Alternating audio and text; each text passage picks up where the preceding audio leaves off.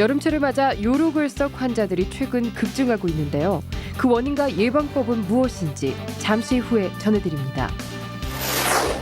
응급처치 교육 현장에서 골든타임을 효과적으로 쓰기 위한 방법을 자세히 소개해드립니다. 보건복지부가 새롭게 의결한 건강보험 정책에 따라 환자들의 의료 서비스가 크게 향상될 예정입니다. 앞으로 적용될 의료 항목과 범위가 무엇인지 자세히 알려드립니다.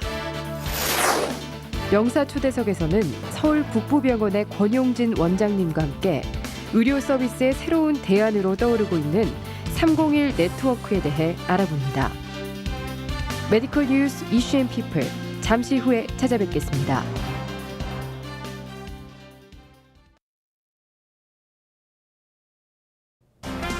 안녕하십니까. 메디컬 뉴스 이슈 앤 피플의 신혜수입니다. 우리나라 사람들의 기대 수명은 81세. 하지만 건강하게 삶을 유지하는 기간은 70년인 것으로 조사됐습니다. 즉 10년 이상 질병을 앓으면서 살아간다는 의미인데요. 보건사회연구원에 따르면 수명 차이를 줄이기 위한 가장 좋은 방법은 젊었을 때부터 바람직한 생활 습관과 질병 예방, 관리에 대한 개인과 사회적 투자가 필요하다고 전했습니다. 메디컬 뉴스 이슈 앤 피플, 오늘의 첫 번째 소식입니다. 남성들의 남모를 고통, 요로결석이 여름철을 맞아 급증하고 있습니다. 연령별로는 40, 50대 환자들이 전체 환자 수의 절반 이상을 차지하고 있는데요.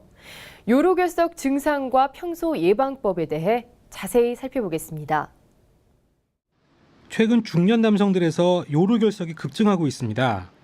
건강보험 심사평가원이 발표한 자료에 따르면 최근 5년 새 요로결석 환자는 10% 이상 증가하는 것으로 나타났습니다. 성별로는 남성이 65%로 여성에 비해 압도적으로 많고 연령별로는 40, 50대 환자가 전체 환자의 절반 정도를 차지해 중장년층 남성의 경우 각별한 주의가 필요합니다. 요로결석은 먼저 요로가 무엇인지 아셔야 되는데 요로는 소변을 만들어내는 콩팥, 소변 내려는 요관, 또 방광, 요도를 요로라고 합니다. 소변이 내려오는 길에 결석, 돌이 생긴 것을 요로결석이라고 얘기를 합니다. 건강보험 심사평가원의 자료에 따르면 최근 5년간 요로결석 진료 인원이 다른 계절에 비해 7월에서 9월까지 여름철에 집중되는 것으로 나타났습니다. 여름철에 특히 땀을 많이 흘리기 때문에 소변이 농축이 되고 수분 섭취가 줄어들므로 해서 소변 내에 있는 결석 성분들이 진해져서 결국은 그런 성분들이 뭉쳐서 돌을 만들어내는 것으로 설명을 하고 있습니다. 요로결석 진단에 가장 도움이 되는 검사는 정맥 신우조영술로 결석의 위치, 크기, 폐쇄의 정도를 구체적으로 알아낼 수 있습니다. 결석의 크기가 5mm 미만일 경우에는 하루에 3리터 이상의 물을 섭취하거나 줄넘기 등의 운동을 실시해 자연 배출을 유도할 수 있습니다. 요로결석을 평소에 예방하기 위해서는 충분한 수분 섭취와 결석 형성을 억제하는 구연산이 풍부한 오렌지, 자몽, 귤과 같은 과일을 섭취하는 것이 도움이 됩니다. 흔히 응급 환자의 생사를 가르는 시간을 골든타임이라고 합니다. 산소 공급 없이 4분이 지나면 뇌세포가 빠르게 파괴되기 때문인데요. 이 골든타임을 위해 응급처치를 배우는 교육 현장으로 직접 찾아가 봤습니다. 직장인 5명 중 1명 정도만 동료가 갑자기 심장이 멈춰 쓰러졌을 때 응급 심폐소생술을 시도할 수 있는 능력을 갖춘 것으로 조사됐습니다. 질병관리본부의 직장인 대상 심정지 인지도와 심폐소생술 실태조사 보고서를 보면 심정지 환자에게 심폐소생술을 대략이라도 시도할 수 있다고 답한 직장인은 전체 22%였습니다. 심정지 환자의 생존율을 높이려면 자동 제세동기 설치 확대뿐만 아니라 심폐소생술에 대한 교육이 시급하다는 지적이 나오고 있습니다. 심정지가 되면 심장이 멈추게 되는데 심장 멈추는 게 계속 시간이 진행되면 진행될수록 뇌를 포함한 몸에 있는 세포에 혈액이나 영양분이 공급이 안 됩니다. 이렇게 그게 오랫동안 진행이 되면 뇌 손상이나 여러 가지 다발성 장기 손상이 될 수가 있고요. 그런 것들을 최소화하기 위해서 심폐소생술을 하는 게 중요하고 효과적인 심폐소생술이 이루어졌다고 보면 그 환자의 생존 가능성은 시행을 안 한 것보다 몇 배 이상 높다고 볼 수가 있겠습니다. 지난 7월 10일 원미구 보건소에서는 사고 현장에서 최초로 응급 환자를 접할 가능성이 높은 종사자와 일반인을 대상으로 심폐소생술을 비롯한 응급처치 교육이 실시되었습니다. 교육 내용은 응급구조의 안전수칙 및 응급구조 요령에 대해서 이론 2시간, 실기 2시간으로 총 4시간의 교육을 받으며 모든 교육을 마친 대상자들에게는 교육 수료증이 발급되었습니다. 되게 힘드네요.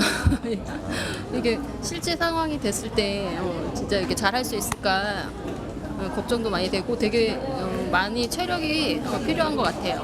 모르는 것보다는 지금 알고 실습을 해보니까 이런 상황이 생겼을 때는 할 수 있을 것 같아요.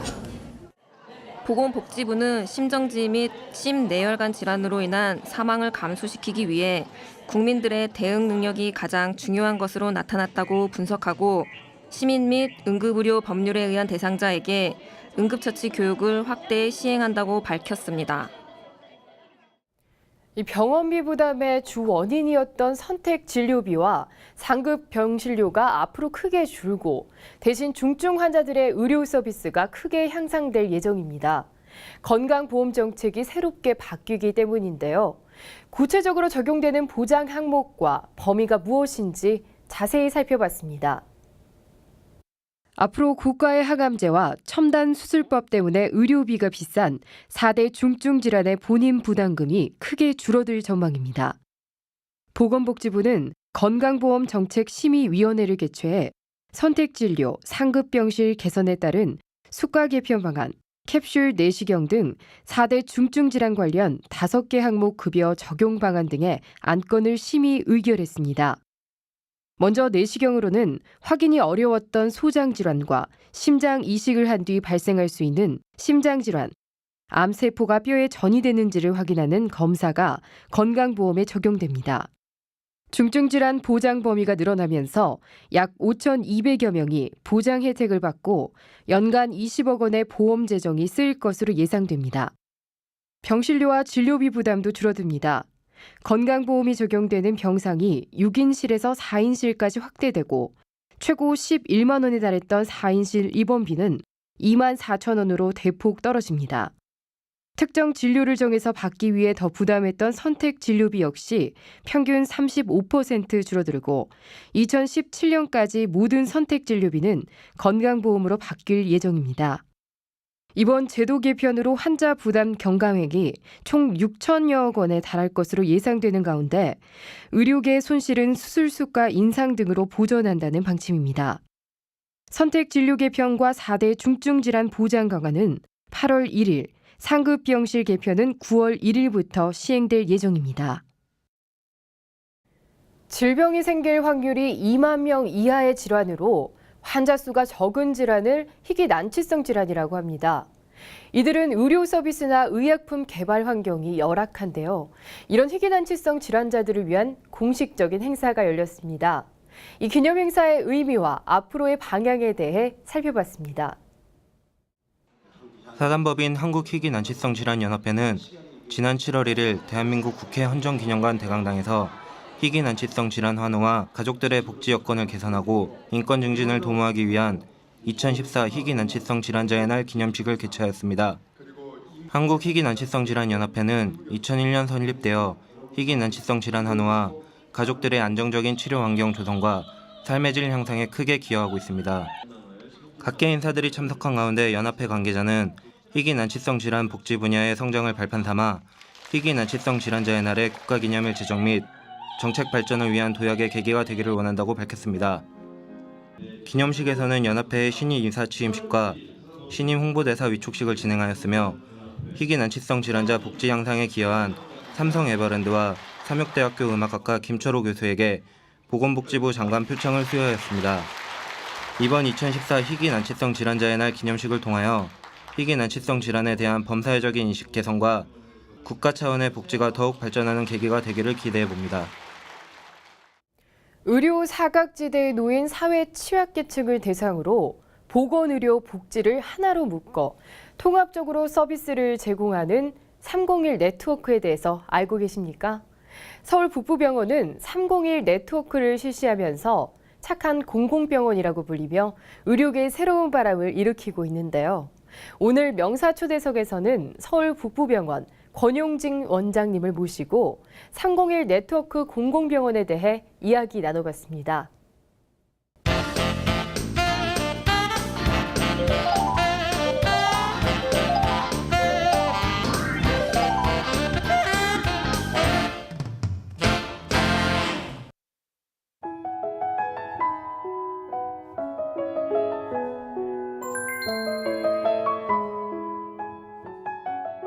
우리 북부병원은 서울시립병원입니다. 서울시가 돈을 내서 지었고 현재 운영은 서울의료원에 위탁되어 있지만 서울시가 운영을 하고 있는 병원이라고 생각하시면 됩니다.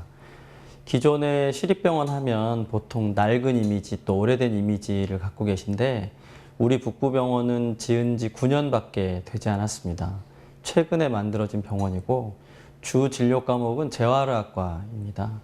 근데 재활의학과의 경우에도 이제 오래된 재활 환자들보다는 수술하고 바로 오시는 분들을 위한 중추신경계 재활을 주로 하는 중증 재활 환자들에게 굉장히 좋은 치료를 제공하고 있는 병원이라고 생각하시면 될 것 같습니다. 두 번째로는 취약계층 환자들에게 진료 서비스를 제공하고 있고 취약계층 환자들은 복지관이나 또 구청 그다음에 주민센터, 보건소 등에서 의뢰된 환자들을 입원시켜서 또는 외래로 치료해주고 있는 그런 치료를 또 두 번째로 하고 있습니다. 세 번째로는 말기암 환자들을 위한 완화의료와 호스피스 서비스를 제공하고 있는데 이 세 가지가 우리 병원이 주력해서 제공하고 있는 의료 서비스라고 생각하시면 될 것 같습니다. 민간병원이 못하는 것만 하는 그런 의료 서비스 중에서 민간병원이 못하는 걸 제공하는 것 이렇게 이해하는 경향이 있는 것 같습니다. 근데 저는 그 정도의 좁은 의미의 그 공공병원의 특성보다는 훨씬 더 본질적이고 근본적인 문제에 관심이 있습니다. 예를 들면 우리 병원의 경영 철학은 1 더하기 1은 2보다 크다 이런 것이거든요. 그러니까 북부병원이 있음으로 인해서 우리가 존재하는 이 지역사회에 어떤 도움이 될 거냐. 또 우리 직원들이 있음으로 인해서 서로에게 어떤 도움이 될 거냐. 공공병원이 있음으로 인해서 민간병원과 어떻게 더 잘 일할 거냐. 이런 그 서로 존재하는 것이 서로에게 더 큰 의미를 줄 수 있는 것. 이것이 공공병원 또는 공공성의 굉장히 중요한 사명 또 역할이라고 생각을 하고 있습니다. 그러니까 301 네트워크는 3위 보건의료복지를 하나로 이런 뜻이고요. 301은 보건의료복지를 하나로라는 의미입니다. 근데 네트워크라고 붙인 것은 병원만 일하는 것이 아니라 병원과 함께 복지와 관련된 조직, 보건과 관련된 조직들이 함께 일하는 그런 수평적인 관계 이런 의미에서 네트워크라고 이름을 붙였고 우리 병원만 하는 일이 아니라 이 지역사회에 존재하는 모든 민간과 공공을 통틀어서 그들이 모두 가난하고 아픈 사람들을 위해서 함께 일할 수 있는 그런 시스템이다 이렇게 이해해 주시면 될 것 같습니다. 301 네트워크의 탄생 배경에는 몇 가지 그 제도적인 문제와 제 경험이 있습니다. 제도적인 문제는 이제 병원이 발전해 오면서 지나치게 과학기술 중심으로 서비스를 제공하다 보니까 환자들이 원래 편안하게 쉬는 게 되게 중요하거든요. 근데 환자들이 쉬는 공간으로서의 병원이 자기 기능을 너무 부족하게 하지 않았나 이런 문제의식이 있었던 거예요. 그러니까 병원이 원래 잘 먹여주고 재워주는 곳이어야 한다. 이런 의미가 첫 번째로는 있었고 병원이 잘 먹여주고 재워주려면 병원이 의료 서비스만 제공하면 안 되거든요. 보건 서비스나 복지 서비스나 다양한 자원들이 함께 제공될 수 있어야 되는데 그걸 어떻게 해보지? 이런 고민이 있었고 두 번째로는 우리나라의 장교양 제도라는 것도 생겼고 우리가 후진국형 제도 발전 과정을 거쳐왔기 때문에 교육과 의료 제도가 먼저 생기고 나중에 복지 제도가 생겼습니다. 지금은 장교양 제도까지 생겼지만 이 복지 제도가 의료 제도와 원래 경쟁하거나 충돌하는 제도는 아니어야 하는데 우리는 복지가 나중에 생기면서 교육제도나 의료제도하고도 약간 충돌을 하거나 갈등을 빚는 그런 모습을 갖게 됐거든요. 근데 그건 원래는 시민들의 입장에서 보면 함께 잘 제공돼야 되는 서비스라고 생각을 하게 된 것이죠. 그래서 어떻게 하면 교육, 의료, 복지, 고용, 장교양 이런 서비스들을 한꺼번에 시민에게 잘 제공해 줄 수 있을까, 이런 고민을 하다가 이런 시스템을 생각하게 된 것입니다. 그러니까 사실 병원이 아닌 곳에서 계층이 하락되고 있고 실제로 고용이 이 그날부로 상실되게 되는 사람들을 찾아낸다는 것은 정말 쉬운 일이 아닙니다. 근데 그 사람들이 병원에 와서 빨리빨리 자기들이 이제 직장을 잃었어요. 오늘부터 일을 할 수가 없는데요. 이렇게 얘기할 수 있다면, 그리고 그걸 병원이 발견해서 그 사람들을 복지제도와 연계시켜가지고 도와줄 수 있다면 그것이 정말 좋은 사회가 된다고 생각합니다. 하지만 이 병원의 발견보다 더 중요한 발견은 옆집 아줌마의 발견입니다. 옆집 사는 사람들이 그들의 형편을 살피고 그들의 형편을 동사무소나 아니면 주변에 있는 병원이나 이런 데 말씀해 주시는 것이 가장 중요합니다.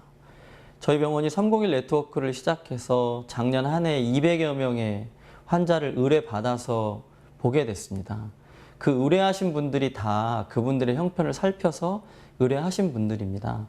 그러니까 우리가 마을 공동체를 잘 회복하고 옆집 사람들에게 관심을 갖는 것, 그것이 정말 가난하고 어려운 사람들을 동네에서 함께 돌보는 그런 공동체의 돌봄이 회복돼야만 이런 일들이 전체적으로 없어질 수 있지 않을까, 이렇게 생각합니다. 시민 여러분들께서 그런 사람들에게 관심을 조금만 더 가져주시고 우리 같은 병원들이 협력할 수 있다면 더 좋은 사회가 될 거라고 생각합니다.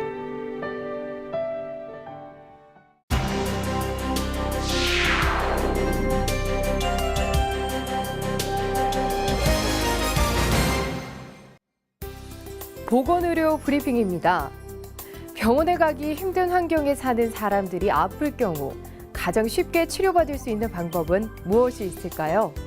집에서 IPTV나 스마트워치로 자신의 주치의에게 증상을 이야기하고 의사의 처방전이 초고속 인터넷망으로 집 근처 약국에 전달돼서 언제든지 가까운 곳에서 약을 찾고 배달받을 수 있다면 정말 편리하겠죠? 이런 최첨단 IT 환경을 이용한 새로운 의료 서비스를 원격 진료라고 부릅니다. 의료진은 원격 관찰을 통해 가정 내 환자 관리, 행동 습관 관찰, 당뇨병 환자 관리, 생활 습관 개선 프로그램 등을 사용할 수 있습니다.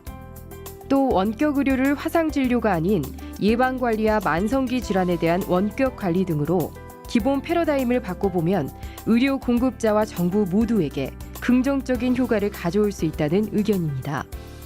정부는 만성질환 관리, 생활 습관 개선, 행동 변화의 관찰에 원격 의료를 활용하면 의료 예산을 절감할 수 있고 의료 공급자는 새로운 수익원을 만들 수 있습니다.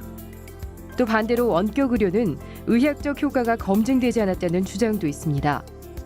만성질환 관리에 대해서도 대면 진료보다 더 좋은 효과를 보이는지에 대해서는 의문이 제기되고 있습니다. 보건복지부는 원격 의료가 전적으로 환자의 선택이기에 각종 기계와 설비 비용은 이용자가 부담한다고 밝혀 원격 의료가 시행된다면 취약지역 주민들은 경제적 문제로 인해 접근성이 높아지기 어렵게 될 가능성도 있습니다. 이렇게 원격 진료에 대한 의견이 첨예하게 대립하는 가운데 정부와 의사협회는 지난 3월 환자와 의사 간 원격 진료 시범 사업을 시행키로 합의했습니다. 원격 진료의 안전성과 유효성을 검증하기 위해 4월부터 6개월간 시범 사업을 실시하고 그 결과를 입법에 반영키로 했습니다. 정부는 현행 의료법상 환자와 의사 간 원격 진료가 금지되어 있지만 의료와 IT 융합 시대 시범 사업을 통해 원격 진료의 가능성을 타진하고 이를 통해 법 개정을 모색하겠다는 의지를 보이고 있습니다. 그러나 문제는 약속했던 3개월이 지난 현재 원격 진료 시범 사업은 여전히 발을 떼지 못하고 있는 상황입니다. 정부와 의사협회 발표대로라면 지난달 의사 환자 간 원격 진료 시범 사업이 시작됐어야 하지만 현재 시범 사업 지역 선정, 참여 의료기관과 환자 모집 등 실무 작업조차 이루어지지 않은 상황입니다. 최근 문영표 보건복지부 장관은 지난달 취임한 추모진 대한의사협회장과 첫 면담을 갖고 원격 의료 시범사업 등 의료 현안에 대해 다시 논의했습니다. 보건복지부는 이 자리에서 의협회장 선거 등으로 일정이 늦춰진 원격 의료 시범사업과 관련해 추가 준비가 거의 필요 없는 원격 모니터링 분야부터 먼저 시범사업에 착수하는 방안을 제시한 것으로 알려졌습니다. 원격 모니터링은 진단과 처방을 제외한 관찰, 상담, 교육에 한정되는 것을 뜻합니다. 예를 들어 고혈압 환자의 경우 초진을 제외한 재진 시, 의사가 환자의 상태를 원격으로 보고 상담을 진행합니다. 이번 원격 시범 사업에는 만성질환 재진 환자와 도서 벽지의 경증질환 초진, 재진 환자를 대상으로 원격 의료의 안전성과 유효성을 검증할 계획입니다. 특히 기존의 의사, 의료인간에 실시됐던 시범 사업을 활용해 기술적 안전성에 대한 검증과 원격 모니터링 등 가능한 부분부터 우선적으로 실시할 방침이라고 밝혔습니다. 보건복지부는 올해 11월까지 시범 사업을 마무리하고 그 결과를 국회 입법에 반영하고 의료법 개정을 추진하겠다고 강조했습니다. 보건복지부는 만성질환 관리 사업도 하반기 내에 본격적으로 추진할 계획입니다. 우선 소규모 개인 병원 의사의 주기적인 교육 상담과 지역 건강 서비스를 연계해 만성질환자의 맞춤형 관리를 지원하는 1차 의료 시범 사업을 9월 중으로 추진하고 만성질환 관리 강화를 위한 종합대책 수립을 추진할 예정입니다. 또 최근 야당과 시민단체의 반발이 거센 의료법인 영리자법인 설립 허용 및 부대사업 확대도 기존 계획대로 추진한다는 입장을 밝혔습니다. 의료법 시행규칙 개정으로 가능한 의료 관광, 환자 편의 증진 분야를 중점적으로 확대하고 입법 예고로 국민 의견을 수렴해 최종안을 마련한 후 오는 8월 중 시행이 가능하게 할 예정입니다. 또 의료법인이 부대 사업 중 일부 분야를 자법인으로 설립해 수행할 수 있도록 관련 법령상의 자법인 설립, 운영 요건과 절차 및 의료법인 관리 감독과 행정처분의 세부 기준을 가이드라인으로 시행할 것이며 금년 중 자법인 설립 사례가 창출될 수 있도록 추진할 계획입니다. 이 원격 진료에 대한 정부와 의사협회의 대립이 극심한 가운데 우리가 무엇보다 중요하게 생각해야 하는 것은 국민과 환자에게 도움이 될 수 있는가입니다. 그러기 위해서는 시스템 구축의 내용을 구체적으로 정의하고 법적, 제도적 안전장치와 함께 보험 재정을 어떻게 활용할 것인지 보다 구체적인 전략이 필요할 것입니다. 또 국민들의 건강과 직결된 문제인 만큼 그 어느 때보다 신중한 결정으로 환자들에게 최선의 의료 환경이 제공되길 기대해 봅니다.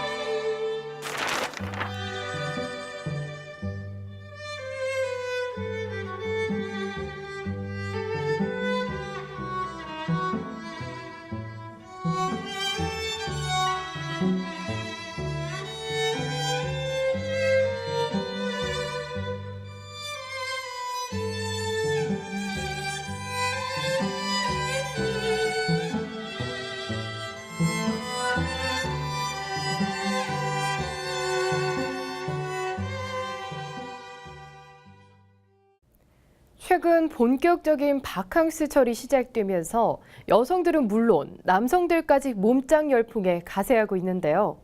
전문가에 따르면 20, 30대 때 했던 과도한 운동과 다이어트는 중년 건강에 악영향을 끼친다고 합니다. 대표적으로 칼슘 섭취 부족으로 인한 골다공증과 무리한 운동으로 인한 조기 퇴행성 관절염을 들 수 있는데요. 우리 모두 겉보기에 건강한 몸이 아니라 진짜 속이 건강한 몸을 위한 관리가 필요한 때인 것 같습니다. 의료계의 다양한 이슈를 전해드린 메디컬 뉴스 이슈앤피플. 오늘 준비한 소식은 여기까지입니다. 다음 이 시간에도 더욱 유익한 의료 정보 가지고 찾아뵙도록 하겠습니다. 시청해주신 여러분 고맙습니다.